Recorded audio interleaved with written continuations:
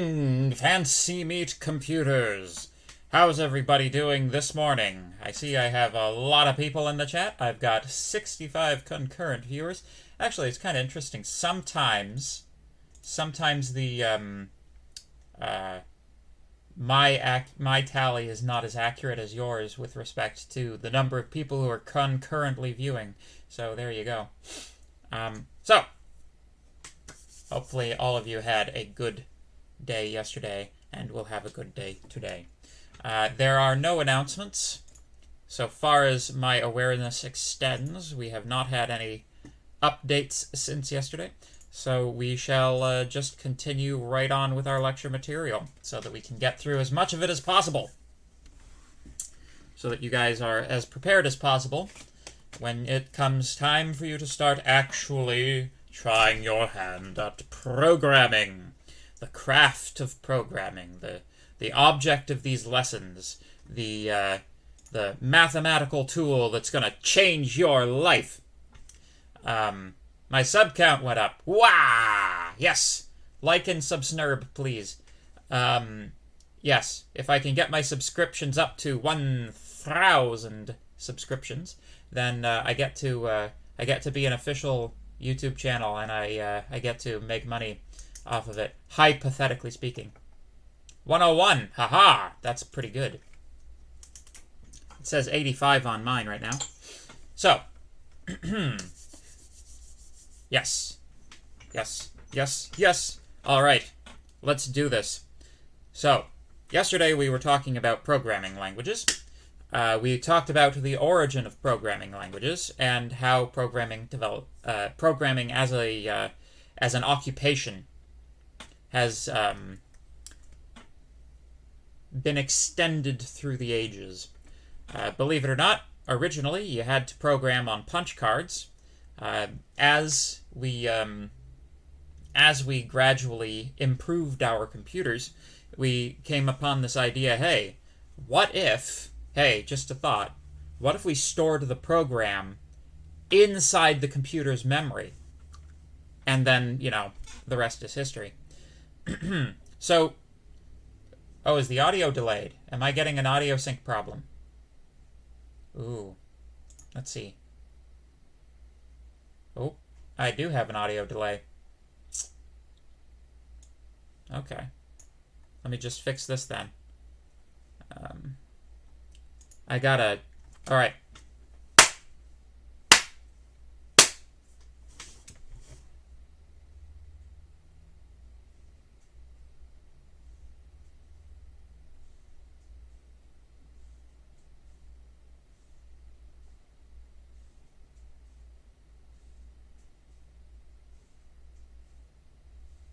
It's pretty bad. They're probably going to resync us at some point, but where is the setting? Advanced audio properties. Sync offset.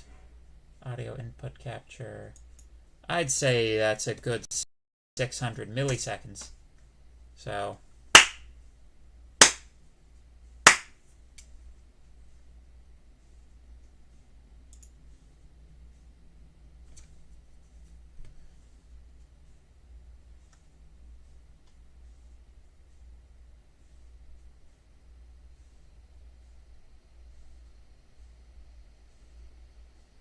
that's better. That's much better, I think. Let's see. Put you back where you belong.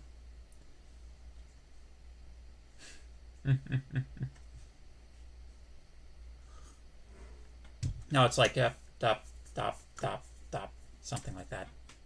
Naruto reference. Anyway, that's what all the cool kids grew up watching instead of Teletubbies, right? So anyway. Programming languages. Intricately related to the idea of programming languages is the idea of compilers. So, we're going to talk about compilers as well. So, in order to understand how to program, you kind of need to know all the various parts that work together to produce a all of the various parts that work together to make a program executable on your CPU. Remember, we've been talking about CPUs, and we've been talking about computers, and this is how programs work, basically. Very, very, very, like, high-level description of how programming works. So, when you type out your program, the computer does not directly run your program as a, like, it doesn't directly run that file, right?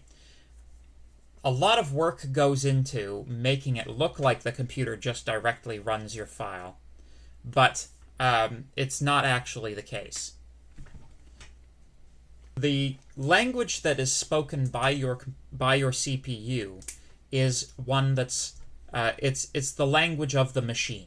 It is machine language, it's sometimes called object language or object code. So that's a different language from Python. Doesn't matter what programming language you're using, all of it will get compiled into the language of the CPU, because unless it's in the language of the CPU, it can't be run on the CPU. So the software entity that converts a program to the CPU language is known as a compiler. So when you compile a program, you are preparing it for execution. Compiling can often take a long time, depending on the size of your program. Like, very large programs take a long time to compile. Enough time that it's like, it's worth your time to try to only compile those pieces of the code that are necessary for you to recompile. So, yes. Yeah, so fundamentally, everything in a computer is stored in ones and zeros, of course, because ones and zeros are the only language that the computer understands. But of course, the program that you've written, the Python program that you've written, is also encoded as ones and zeros at a fundamental level. The trick is, what do those ones and zeros correspond to, right? In machine language, each one of these operations, so in machine language, you would have a number of different operations. Some of them load memory from RAM, some of them put memory back into RAM, and some of them perform things like subtraction or addition. Question: if the program is interpreted, you're getting ahead. You're getting ahead of me for a moment. So if we have in a high-level language something like u is equal to u minus v, this is basically how that gets broken down in terms of machine code, right? You would have one operation to load u into register 1. You would have another operation to load v into register 2. You would subtract R2 from R1, and then store the results in R1. Everything is backwards because that's just how assembly languages go. We're not gonna, you don't have to know assembly code for this class. I'm just illustrating the type of code that you get at the lowest levels. And then you store the value that has been calculated and placed in R1 back into the memory location U. So if you imagine a program that goes through your entire piece of code and chunks out all of these different CPU operations, which can get very, very complicated. Like, one line of Python code might correspond to over 100 of these machine language operations. Even if it's not a function call, then fundamentally,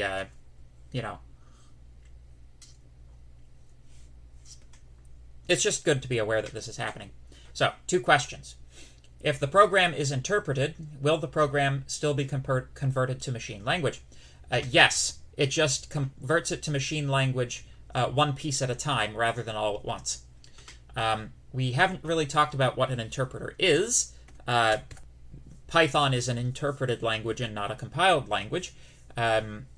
Basically, all that means is that you have, like, rather than compiling a Python file to an executable file, you require, basically, you start up the Python process, put the program into it, and the Python process, like, processes the code and gives you your result.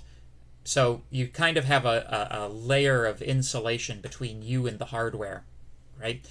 Which is the interpreter. Now, that being said, the interpreter is an object code, right? The interpreter is executable code, and your program, as it's fed into the interpreter, is going to be on the spot. Like, it's almost like one line at a time compilation. So your program does eventually end up as object code, because if it didn't end up as object code, your computer would not be able to run it, right? So in order for it to be run, it is a precondition that that code be object code. So that the interpreter does that, just in a slightly different manner. Compilers do it all up front, all at once. Interpreters do it one line at a time. So, can different programming languages be combined together?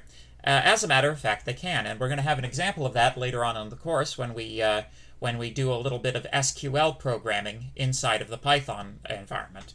Yeah, generally speaking, the degree to which, like, that's kind of a deep question, but once you have taken a program and compiled it to object code, that object code is available to any program that knows how to call it, right? So you could write a C function that would be useful to Java, as long as you've compiled it to object code. So, yeah, there's definitely a degree of interplay between different programming languages. Otherwise, you would have to have written your entire computer system all in one programming language, which of course is ridiculous. Prof, is the object code and the machine code the same thing? Yes. So object code and machine code is the same thing. Yes. Basically, people who are software-oriented call it object code. People who are hardware-oriented call it machine code. Does syntax error code completion software in an IDE also use the interpreter? It depends on the IDE. Like autocomplete, like just like pressing tab to complete variable names and that type of thing, or like methods and that sort of thing. That is normally an external static analyzer. It's not necessarily interpreting your code. It's just looking like it's just like any autocomplete algorithm. It keeps a running tally of the valid identifiers inside of your code, and when you want one, it'll like if you start typing one, it'll recognize one that's in its bank of correct identifiers and suggest it to you.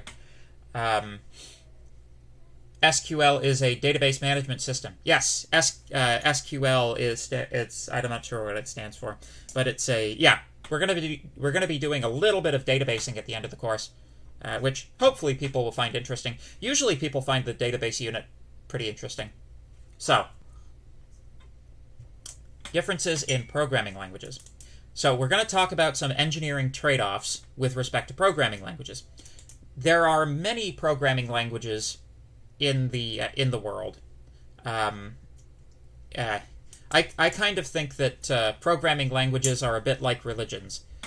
Whenever you try to create a new one that's supposed to encapsulate all of the previous ones, all you end up with is one more programming language. So, so we're going to talk about a number of trade-offs between what are different programming languages good for.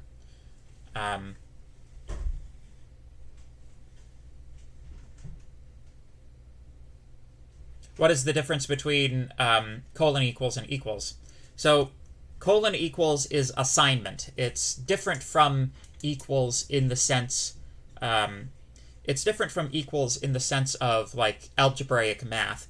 What you're doing is you're saying compute this result and assign that result to you. So it's an assignment. Yeah. So we have a difference between high-level languages and low-level languages. These are this is a how you want to say, important consideration when selecting a language to do something. High-level languages are highly abstract languages. Sometimes you will have them in different paradigms.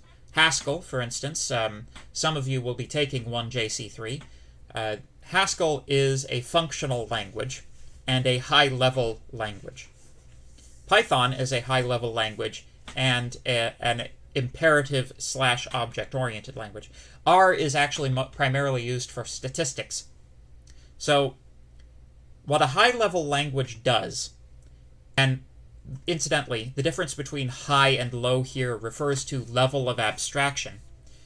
What a high-level language does is it attempts to remove from you the details of your programming so that you can code more freely in the stuff that you actually need to be working on. It does more things for you. At the other end of the scale, you have low-level languages, such as C and, even under that, assembly. I actually am concurrently with this course teaching a course in C programming for the mechatronics stream, a second-year course. This is the textbook. And one of my favorite catchphrases about C and C programming is that in C there are no free lunches. When you program in a very low-level language like C, you have to, you absolutely have to do everything for yourself. Like, C does not check that when you ask for an element of an array, that the element you've asked for is actually inside of the array. It's up to you, the programmer, to make sure that the element that you've asked for is inside of the array. Which, you know, any other programming language, it would be like, what the heck are you even doing, man? But because they get away with it because it's C, and C is like they get away with it because C is such a low-level language that nobody expects that kind of functionality out of it. But yeah, Haskell is good. I like Haskell. Visual Basic and VBA is not the same thing. I don't think so, anyway. I think VBA is Visual Basic for applications. So, like, I think your Excel spreadsheets use VBA, but that's distinct from VB, although the syntax will be largely the same.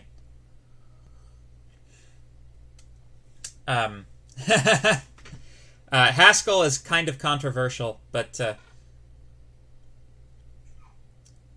So, Rust, I would put Rust, like between high and low. So, Rust is an evolution of C++, and C++ is, like, still a fairly low-level language, despite having some high-level abstractions. So, yeah. What are the upsides of C? It is fast. It is one of the fastest languages that exist. So that's one of the trade-offs, right? So with high-level languages, the computer does all kinds of stuff for you. So in your intro programming classes, you'll often be taught a high-level programming language. But if speed is what you need, then you can, if you program in C, you will get unprecedented levels of speed and, all of the optimization is up to you, but you'll get very, very, very fast programs. And if you can program in assembly, you can get even faster than that. And there's actually one underneath of this, which is like directly programming hardware, which we're not going to talk about at all. But that you can get even faster stuff if you're programming directly in hardware. So, yeah, C is extremely fast. So your operating system's kernel, which is like this thing that interacts with the hardware itself, most operating systems kernels are written entirely in C, or almost entirely in C. Like, for example, the Linux kernel, written almost entirely in C. Elm is a high-level language. So, yeah. Yeah, C is, like, definitely a good language. The other aspect of C is that it's very applicable to microcontroller operations, or embedded systems design, or, you know, Internet of Things applications. Because if you're running things on, like, these very, very bare-bones micro computer architectures, you want to squeeze as much efficiency out of your language as you can, which means you're more likely to program in C. Yeah, there's actually... yeah. So the higher level programmer you are, the lower level languages you can use. Yes! So, again, high level refers to the level of abstraction. Low level languages are getting closer and closer to this style of programming, whereas high level languages, you try not to think about it. So, so I have to tell my favorite story about assembly code. Back in the 90s, when I was a child, there was a video game called Roller Coaster Tycoon. And Roller Coaster Tycoon did an amazing thing for the time in that you could have, like, literally over 1,000 NPCs all walking around running independent AI routines simultaneously on, like, a Windows 95 machine. It was amazing, right? And the only reason that this worked, the only reason that they were able to pull that feat of technological genius off, is that the guy who programmed it, and I'm pretty sure it's a one-man band. I'm pretty sure that the original Roller Coaster Tycoon was written by one guy. He optimized it in assembly code. And that allowed him to push what was technically possible back in the 90s to the point where, you know, like Roller Coaster Tycoon was insanely popular, right? So yeah, it's like optimization matters, and, you know, programming in low-level languages can get you huge optimization gains. Like one of the TAs for one of the courses I'm teaching was talking about how they for a project, they took a vision processing algorithm that was written for Python, ported it to C++, just like did a roughly like a 1-to-1 translation into C++, 5 times faster, just by moving it to C++. So that's why people use low-level languages. You know, for the type of stuff you're going to do in this class, you don't really need that level of optimization. But, you know, it's, you know, once you're an actual programmer, which theoretically a lot of you should want to become actual programmers, this is the type of stuff that you need to think about.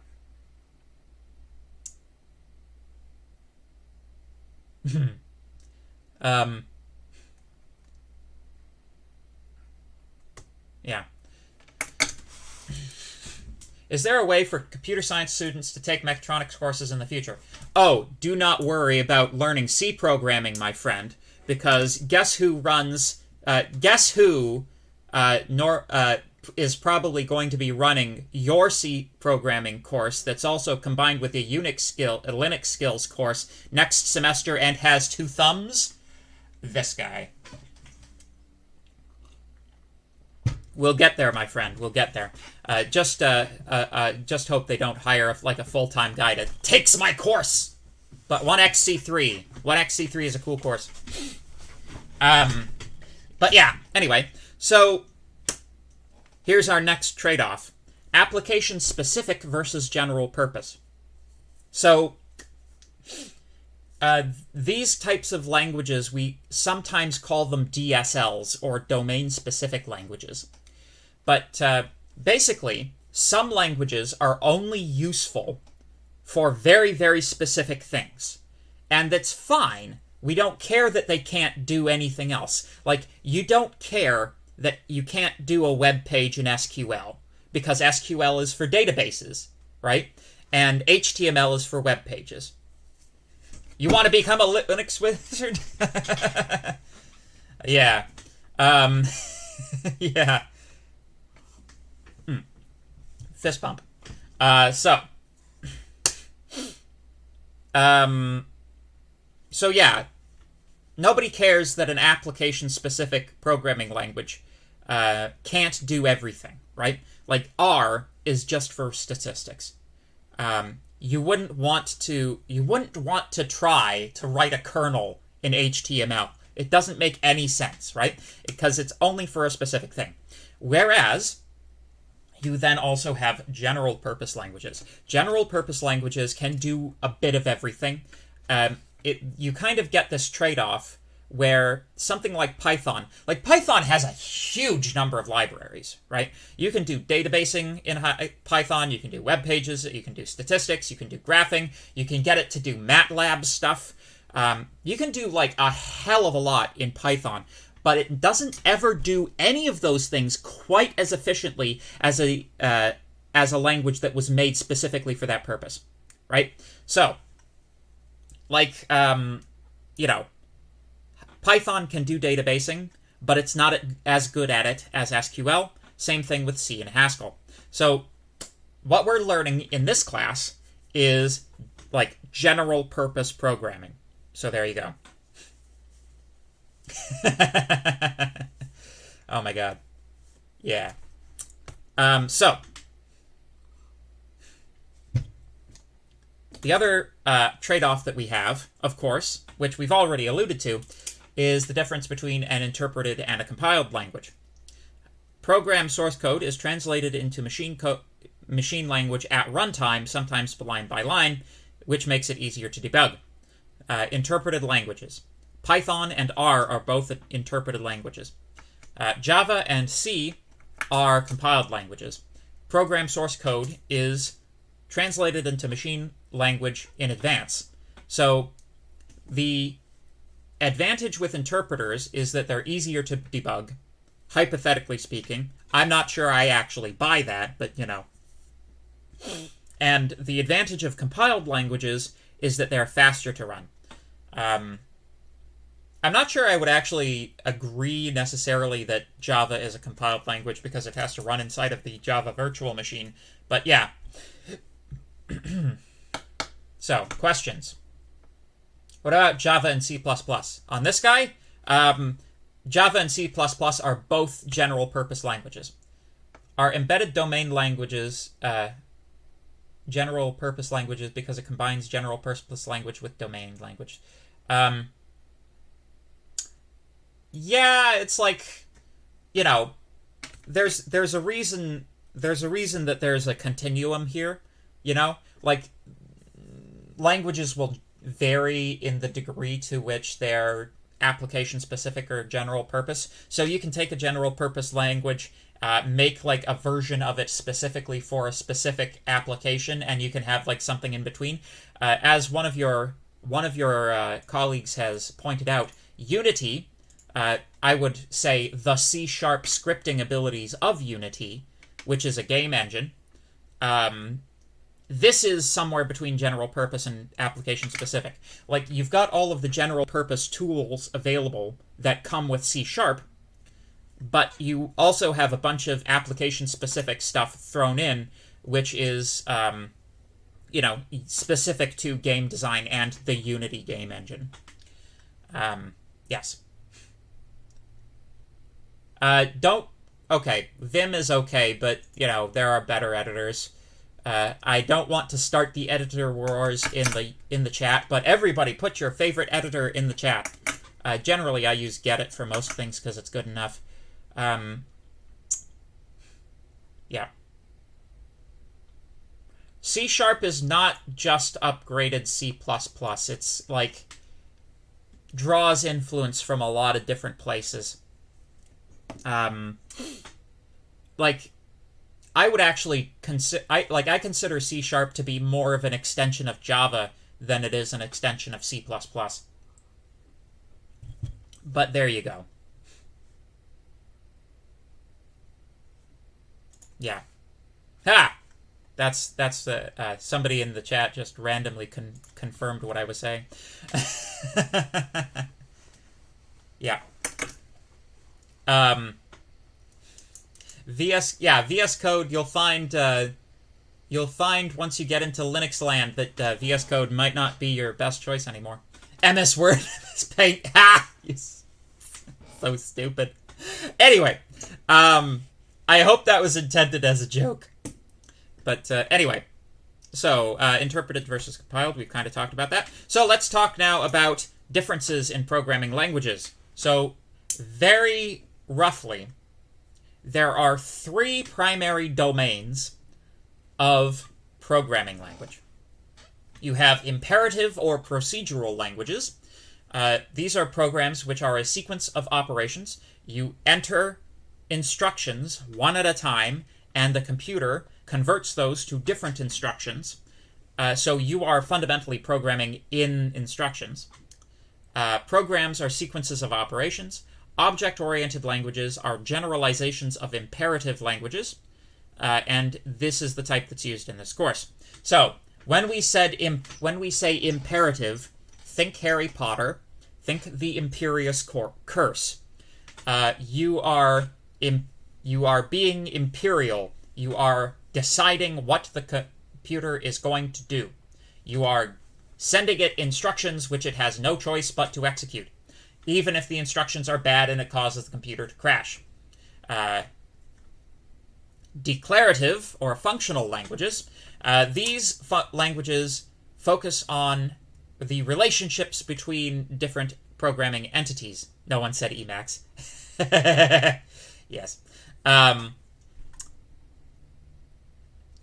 So, in CompSci 1JC3, you will use the declarative programming language Haskell. So the way that a declarative language works is you say what something is, and then the computer figures out how to calculate it. Emacs is not similar to Vim. Emacs is the editor that thinks it's an operating system.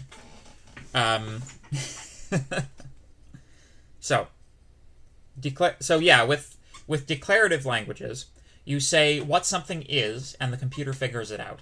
They tend to be high-level languages. In fact, I would argue that they can only be high-level languages, since your CPU is in imperative.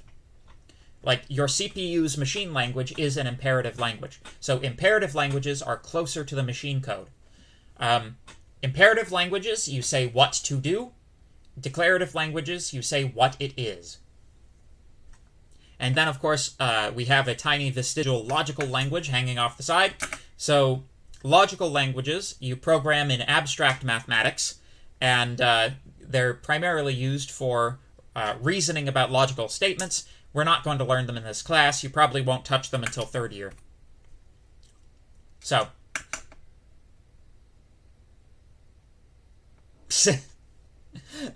Oh, man. So there are many, many different programming languages, and the notation, like, basically, for most imperative or procedural languages, the stuff that we're going to teach you to do in Python is roughly transferable to most other object-oriented languages. What about esoteric programming languages? We're not going to talk about esoteric programming languages. If you want, that kind of falls into the category of recreational mathematics. So with programming languages, if you know how to program Python, you're most of the way to being able to program in C or Java or C++ or, anything inside of the sort of object-oriented sphere. Question: logic language is a declarative language. Yes, it is. Generally speaking, the variations that come between programming languages have to do with a few different areas. One, syntax. That'll be the most obvious and immediate one. Different languages use slightly different characters to represent different parts of the program. For example, where Python uses indentation, like colon and indentation, to represent statements as being inside of a function, in C you use curly braces. And the curly braces, I think, are superior, but, that's... I'm going to try not to rag too hard on Python right now. So yeah, different programming languages will have different conventions with respect to what is or is not acceptable syntax. This does not mean that the semantics are very different.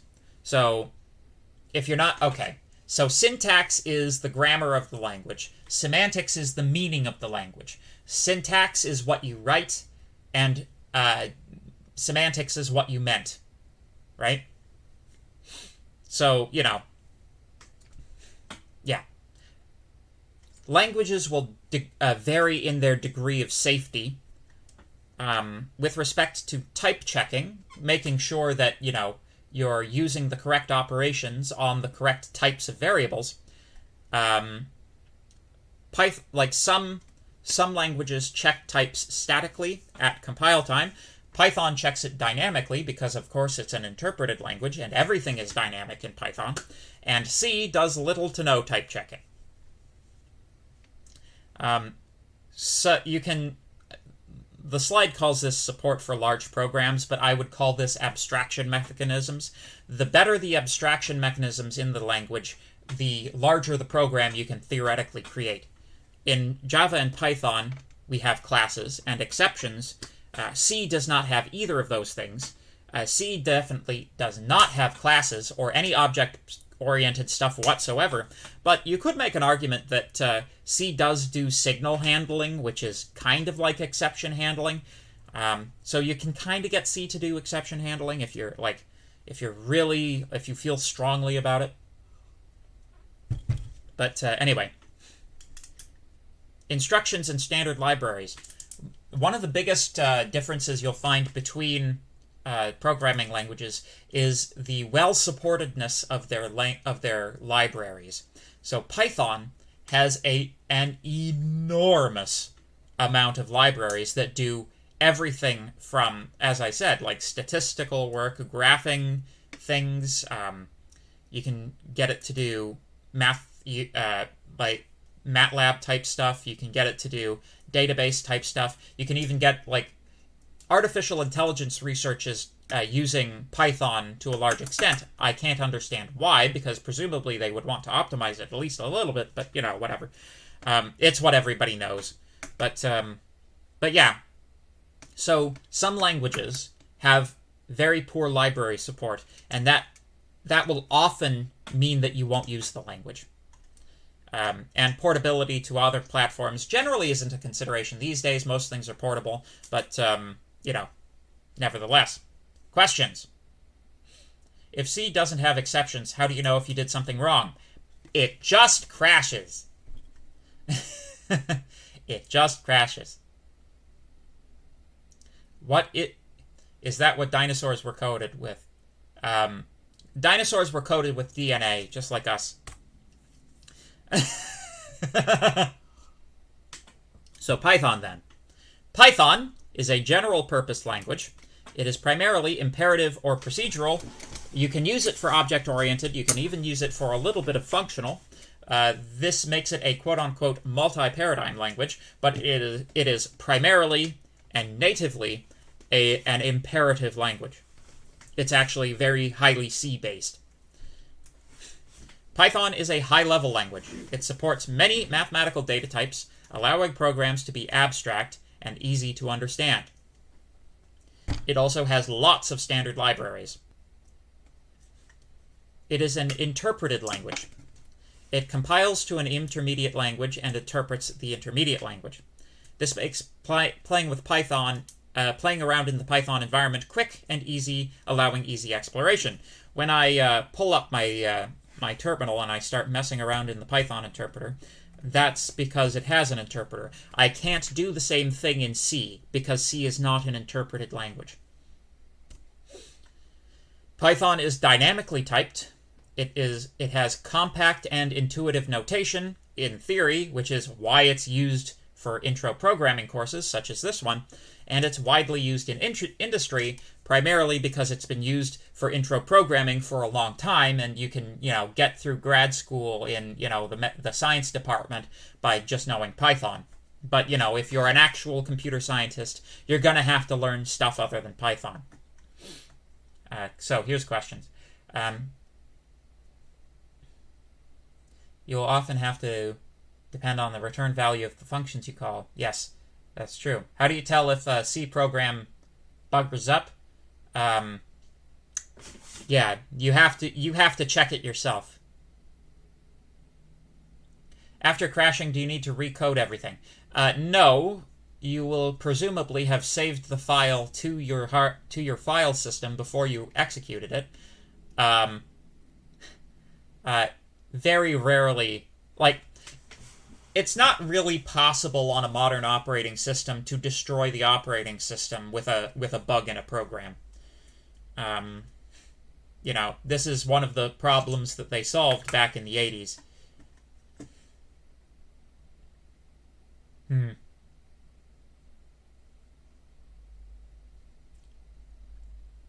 Is Python declarative as well as imperative? I would consider it to be imperative and not declarative. So, you may be wondering why it's called Python and how it originated. The project began in 1989 and completed in 1991. It was created by Guido van Rossum of the Netherlands, who has appointed himself benevolent dictator for life of the Python language. They have a conference every year where they discuss why they still haven't included switch statements. If you see, this shouldn't be too much of a problem anymore, but if you see anything in Python 2, Python 2 is no longer supported, so move to Python 3.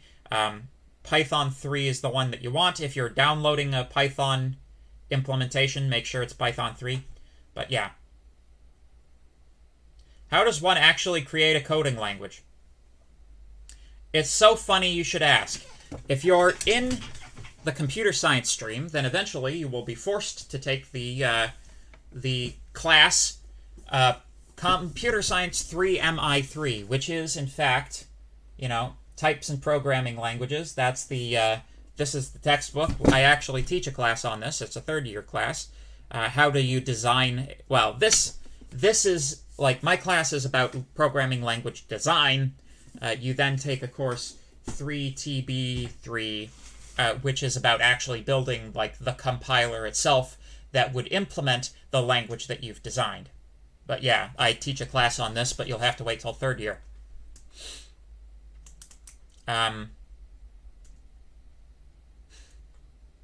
Yeah. Interpreters are coding languages, analyzing strings of code and executing them. Yes, basically. Very, very nice. Yes. So that concludes our introductory topic on programming. We have a little bit of time left, so we'll dip our toes into expressions. So, expressions. Express yourselves. So, yes. You generate... So, the one sentence summary of how you design a programming language is you decide on what the grammar should be, you write a function that takes things written in that grammar, it produces an abstract syntax tree. From the abstract syntax tree, you then generate the object code, and then you link it to functions. There you go. Is there a death course at Mac for programming? I don't know. It might be mine. I don't know.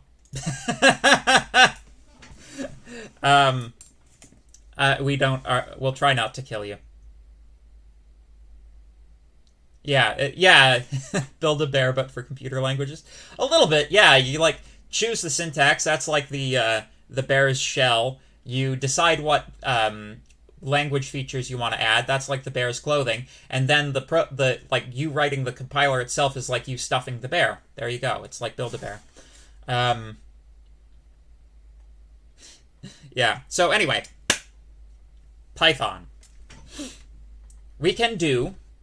I've already shown you how to do this, but you can make Python into your calculator slave by just opening up the interpreter and entering numbers with the appropriate operators. 3 times 8, 5 plus 8, 3 minus 9 is negative 6. 5 divided by 8 is 0.625, etc., etc. So you've got your standard suite of arithmetic operators available. The one thing that's a difference between Python and other programming languages is to do exponentiation, you do, pardon me, 2 multiplication signs to do exponent. So you'll just have to memorize that. With these operators, the best approach is to just memorize them. Hardest programming course, in my opinion. 4th year optimization. Some people really don't like discrete math courses as well, but I would say optimization. Like the upper year optimization courses, I think, are like the most difficult in terms of the programming they do. Concurrency also gets up there. Parallel programming gets up there too. But anyway, so literal scalars. Numbers that we enter in, such as 3 and 2.5 in our source code, are called objects. Python is an object-oriented language, so everything in it is an object. Specifically, these things are literal scalar objects. So, that's an object because it's something that we can operate on. It's scalar because it's indivisible. It's not comprised of subcomponents. So, you could substitute the term scalar for atomic. What is discrete math? Oh my gosh. Reach around, grab another textbook. This is discrete math. It's like, let me see, maybe I can make this come through on the screen. This is discrete math. Is that really in focus? Well, it doesn't really matter. Things like set theory and relations and functions and, is it transitive? Is it reflexive? What's a preorder? What's a partial order? All of these questions, that's discrete math. So, scalar also means atomic. It just means that it's indivisible. I know that atoms can be divided, but originally they thought that atoms couldn't be divided. That's why they called them atoms. So, it derives from the Greek.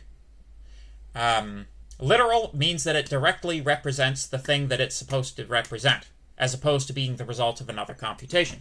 So, you'll hear me use the term literal to describe these things, right? So, yeah. Is 1DM3 a hard course? Depends on who's teaching it. You're gonna get into depends on who's teaching it territory pretty quickly. So 8 is a literal. 5 is a literal. 2.5 is a literal. hello world is a string literal. Bleh, a string literal. And I think we're just going to not get into data types. We'll start with data types next time, which I think is going to be Friday. I don't think, yeah. Because I always have you guys the same day that I have 3MI3, which I have in the afternoon, which is always Monday, or no, Tuesday, Wednesday, and Friday. So, yes. I wrote it down. Am I going to teach it? Unlikely. Unlikely. I'm going to be asking the department for one new course. I'm going to be asking the department for one new course next semester. So that'll bring me up to 3. So it should be 1 MD3 again, 1 XC3, and then some other third course. We'll see what it ends up being. It could be literally anything, but I would like to teach 1 DM3. Ah, yes, that's true. So it's a literal object, but it's not a scalar because you can decompose a string into characters. Although characters don't exist in Python, it's one of the things that I hate about Python. In Python, a character is considered a string, like a singleton string is a character in Python. They don't recognize characters as a data type. Data types, next time on Dragon Ball Z. Yeah. Yeah.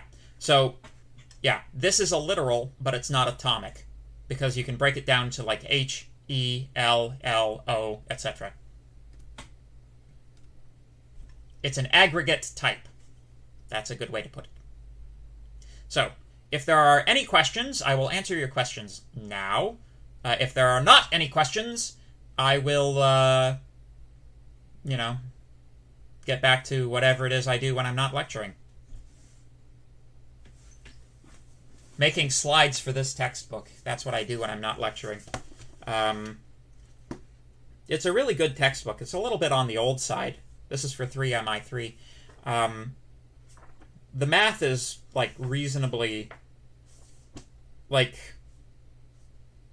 it's reasonably advanced math, but it's, prerequisite to the stuff that you learn in, a few of your discrete math courses. So in theory, the students will be able to handle it. But, it's I don't know if you'll be able to see this, but...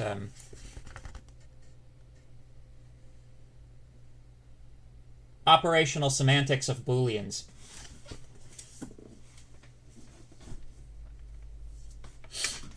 Yeah. Yeah, so it's kind of there's a lot of cool stuff coming up in computer science. You just gotta be patient. You must learn your basics. When you start learning, jiu-jitsu, they don't start you off with the spin kick. Will you ever see me in person? We'll see. I hope so.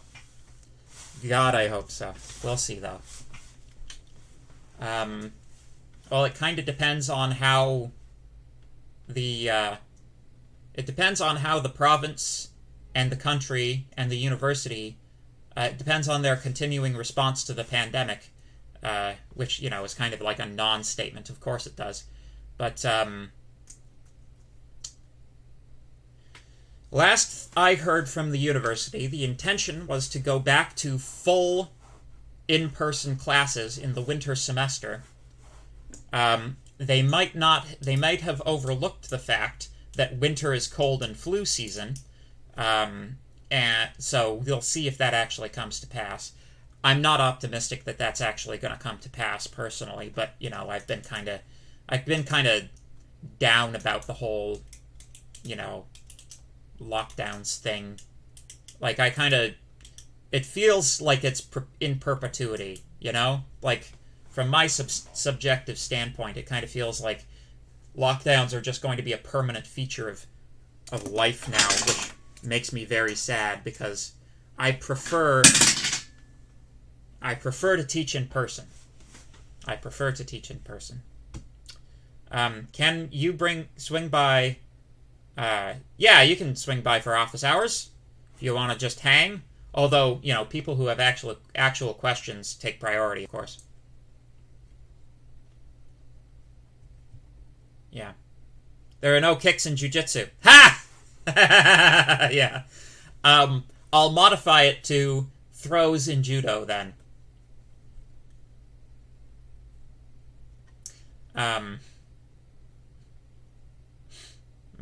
You haven't been able... Okay, so let's see here. I've got maybe a few actual questions. Submitted my exercise last Friday. Yeah, you can't submit through the local Jupyter Hub. If you fill out your assignment on a local Jupyter installation, you must submit through Avenue. You must submit through Avenue. What is discrete math used for in practice? Well, the construction of programming languages. Yeah, it's like once you get to grad school, it's like it's the air that you breathe and the water that you drink. It's like that's like asking what is differential calculus good for? It's like, well, have you ever been in a vehicle that has been subject to acceleration? That's kind of the level we're at with it. Haven't been able to fix the Jupyter Hub's servers failed to spawn problem. Yeah, if you do it all locally, you don't need to fix the problem. But if you want to fix the problem, double check to make sure your URL is correct. Double check to make sure the VPN is working correctly. Just double check all of the things that are in the troubleshooting thing on the first page of the syllabus. And if all else fails, email Sebastian. His email is in the syllabus.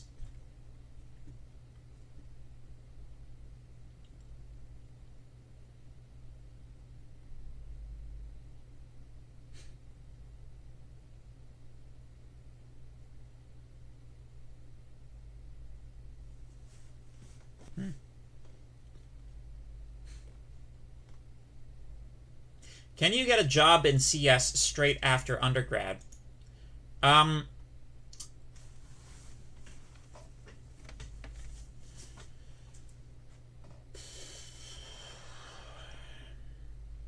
lot of people get jobs in doing computer work, doing programmer stuff, while they're still doing their undergrad, actually, in the form of co-ops. I might not be the best person to talk to with respect to the job market, but yeah, in general, there are certainly jobs for programmers out there. If you want to get a co-op, I have found a pretty good way to go about it is to see if you can get hired on as a TA for some course. It seems like employers like people who've done TA work. So, for whatever reason, I don't think that TA work is necessarily directly applicable to, having a job as a programmer. Perhaps they're just looking for people who like to work. But the other path to getting another good path that is like a way that you can acquire a position. Again, it involves extra work, but, nothing in life doesn't. If you take on programming projects, take on a program... Once you've got enough programming under your belt that you're, functionally that you can function as a programmer, people ask me, what book should I read to continue programming, or what courses should I take to continue my programming journey? And I always say, do a project. Do a self-directed project rather than relying exclusively on coursework to get you a job. Because, you gotta multiply the number of people who are taking this course by all of the people across every academic institution, across the province at least, who are doing similar coursework, and those are the people you're competing against. To rise above that, you need personal projects. And it's kind of up to you to do them. You're not, the ones that you get through your coursework are not going to be sufficient. So, find a project that interests you. If you can make money off of it, even better. Like, write an app or something. And, like, I know one guy who emailed me this summer who wrote an app that like helps students get out of their leases, and apparently made like $11,000 over the summer by writing this app. Which, you know, you're also funding your education, right? But yeah, so take on a project. That's my advice. If you want a job, take on a project. Or try to be a TA. Try to get into a co-op. Like, it really is becoming the case that you cannot rely on your education to get you a position. You have to work at it too. You know? You got to be developing your career at the same time as you're doing your undergraduate education. But, anyway, I think that's probably enough for now. That's enough wisdom for today. So, yeah. And I see the chat is primarily talking about animes. So, when can you apply for being a TA? Applications open for the winter term. The applications should be opening probably slightly after the midterm recess. So I would be looking late October, early November. It's more profitable to contact professors directly. And I realize I'm now going to get a flood of emails, but discuss the possibility of an incentive for this class taking part in the Delta Hacks. Hackathons are hackathons are another great way. Hackathons are kind of like doing a project in a single day. But, yeah.